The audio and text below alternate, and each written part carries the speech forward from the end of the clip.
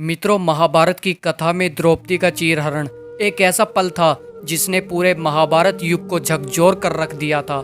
लेकिन चीरहरण के बाद द्रौपदी ने ऐसा क्या महसूस किया कि वे उसी कर्ण से मिलने गई जिसने उन्हें अपमानित किया था। वही कर्ण जिसने अग्निसुधा द्रौपदी को भरी कुरुराज सभा में वेश्या तक कह डाला था। इतना सब कुछ हो जाने के बाद भी आखिर द्रौपदी कर्ण से मिलने अकेले उसके शिविर में क्यों गई थी, यह जानने के लिए वीडियो को अंत तक जरूर देखें। मित्रों, कौरवों की कुरुराज सभा में जहां चारों तरफ सन्नाटा और मौन पसरा हुआ था, वो कुरुराज सभा जहां धर्मराज युधिष्ठिर ने द्रौपदी को दांव पर लगा दिया था, वहां न तो कोई धर्म ऊंचा था और ना ही कोई न्याय। वह कुरुराज सभा जहां एक नारी को भरी राजसभा में चरित्र पर प्रश्न चिन्ह लगाकर उसे वस्तु बना दिया गया। मित्रों, क्या आप महसूस कर सकते हैं एक स्त्री के उस अपमान को, जब राजाओं और धर्मगुरुओं से भरी राज्य सभा में कोई उसकी रक्षा के लिए खड़ा नहीं हुआ। मित्रों, चीरहरण के समय जब द्रौपदी को घसीटकर कुरुराज सभा में लाया गया, उसके पांचों पति मौन थे।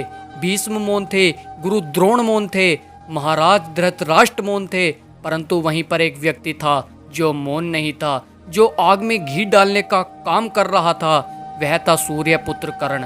कर्ण ने न केवल द्रौपदी के पांचों पतियों को नीचा दिखाया, बल्कि उसे वेश्या कहकर उसका अपमान किया था, जिसे सहना किसी भी स्त्री के लिए कठिन था। इतना ही नहीं, जब दुशासन ने द्रौपदी के वस्त्र को खींचा, तब भी कर्ण मौन नहीं रहा।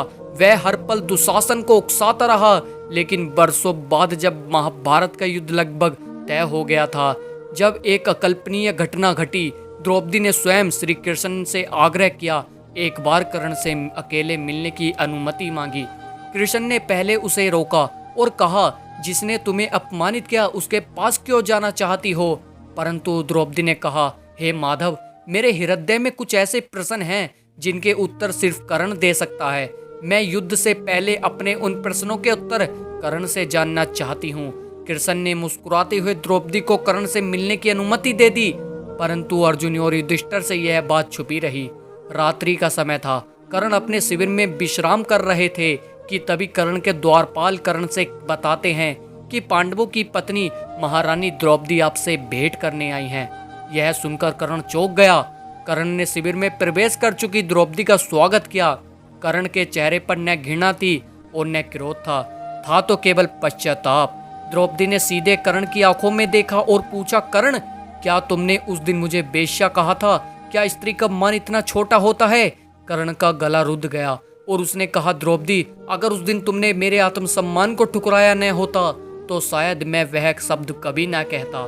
मैं आज भी वह अपमान नहीं भूला। उस दिन मैंने जो किया, जो बोला, वह मेरा क्रोध नहीं, मेरी पीड़ा थी, मेरा आहत अभिमान था।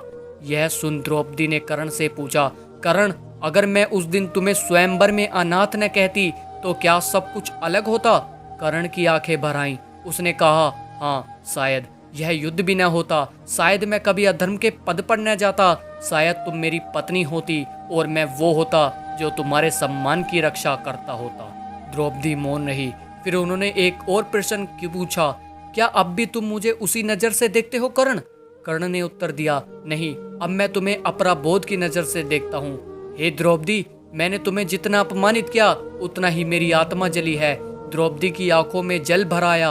वह बोली, तुम्हें पता है कर्ण, जब कृष्ण ने मुझे बताया कि तुम भी कुंती के पुत्र हो, तब मैंने अपने सभी घाव भुला दिए थे और मैंने यह भी सोचा था कि यदि मेरी मर्यादा की रक्षा पांचों पांडव न कर सके तो शायद तुम कर सकते थे, शायद मेरे रक्षक तुम ही हो सकते थे।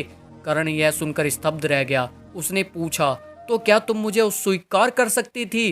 द्रौपदी बोली, यदि समय ने मुझे यह अवसर पहले दिया होता और तुम सत्य से स्वयं को दूर न रखते तो हाँ, मैं तुम्हारी हो सकती थी। यह कहते कहते द्रौपदी की आंखें भर आईं।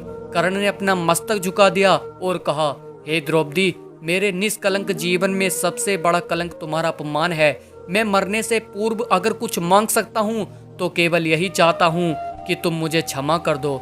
द्रौपदी ने कर्ण की ओर देखा और कहा, कर्ण, तुम्हें क्षमा करने का अधिकार केवल मेरा नहीं, उन स्त्रियों का है जो आज भी अपने अपमान में जी रही हैं। मैं बस इतना कह सकती हूँ, यदि आज तुम धर्म का साथ छोड़ दो तो मेरे आंसू सार्थक होंगे। कर्ण ने धीरे से उत्तर दिया, अब बहुत देर हो चुकी है द्रौपदी, मैं धर्म का नहीं अपने वचनों का बंदी हूँ। इतना कहकर कर्ण अपने शिविर से बाहर चले जाते हैं। वह भेंट फिर दोबारा कभी नहीं होती, परंतु उस भेंट ने कर्ण के अंतर्मन में ऐसा परिवर्तन किया कि युद्ध के अंतिम क्षणों में जब कर्ण मरणासन पर था तो उसने श्री कृष्ण से केवल एक वर मांगा कि द्रौपदी के आंसू व्यर्थ न जाएं। तो मित्रों, आज का यह संवाद हमें बहुत बड़ी सीख देता है कि जहां एक स्त्री अपमान सहकर भी हमें क्षमा कर सकती है, वही एक योद्धा अपने अंतिम समय में पश्चाताप के आंसू बहा सकता है। कर्ण और द्रौपदी दोनों ही अपने अपने स्थान पर महान थे। द्रौपदी और कर्ण की यह भेंट केवल दो पात्रों का संवाद नहीं था, यह क्षमा और पश्चाताप का मिलन था। जहां एक और द्रौपदी ने अपने भीतर की आग को करुणा में बदल दिया, वहीं कर्ण जो युद्ध भूमि में अमर होने चला था, वह उस दिन मन से पराजित हुआ। तो मित्रों, ये थी आज की वीडियो। इस वीडियो पर आपकी क्या राय है, हमें कमेंट के माध्यम से जरूर बता सकते हैं।